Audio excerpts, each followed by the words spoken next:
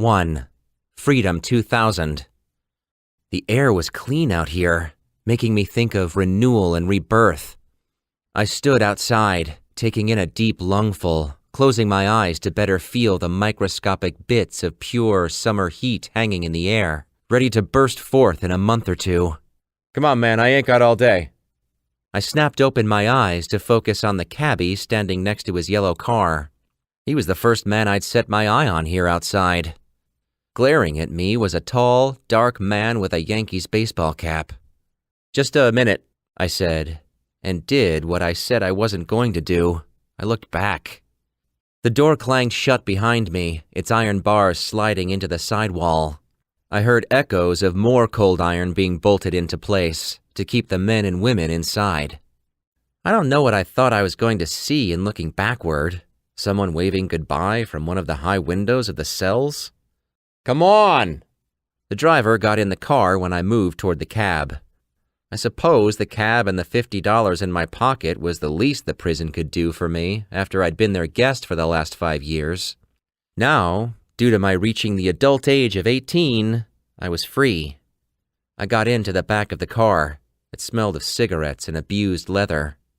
I hadn't even shut the door before the driver took off from the front door of the William F. Blackstone prison.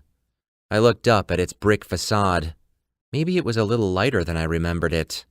There were no bars on the outer windows, beyond which were the offices and visitors' rooms, hardly used. The guards could retreat there if a riot ever broke out, not that one ever happened while I was there. The circular drive let me take a good long look at the building before the cab shot out like a bullet, heading to the wrought iron gates. I glanced at the guard, who waved us through. I didn't know him. What did I expect? Hey, good luck, Mike? The very second I crossed the threshold of the outer gate, I felt the magic. It was power, pure and simple, that surrounded the prison. Inside Blackstone Prison, there were obvious and hidden runes and markings to stop magic from being used by the prison's occupants. That didn't stop people from talking about magic or practicing some theories. To see if the magic was active out here, I spread out my hand on my lap so that the driver couldn't see, and concentrated on the center of my palm. I felt it grow hot, then a small flame appeared. I quickly quenched the flame and looked up at the driver, who was looking at me through the rearview mirror, as I expected. "You're going to the bus station, right?" "Right," I said. That's what they told me when they gave me these clothes that didn't fit. I knew they were from other, possibly dead, prisoners. I wore a long-sleeved button-down blue shirt with the Polo logo in faded blue across the right breast, threadbare at the elbows. The pants were 2 sizes too big, and if I didn't have the belt, they would have been down around my knees. The shoes were also too big, but at least I didn't feel like I was wearing clown shoes. There was no way I would have fit into the clothes I came in with. There's not much to do in prison other than read and work out. Since reading material wasn't exactly prolific, I read Stranger in a Strange Land 8 times and hated it each time. I'd pushed myself to the limits and beyond in the gym. "What were you in for?" the cabbie asked. I looked out the window. You don't want to talk about it?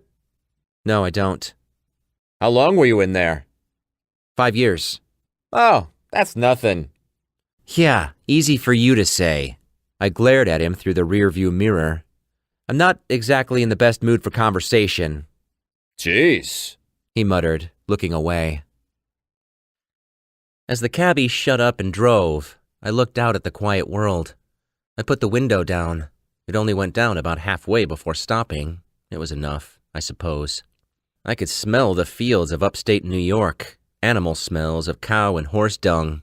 Even this close to the prison, there were still some domestic animals, small local farms that I would later find out could be considered organic. I could feel the magic in the air, tingling, giving me goosebumps.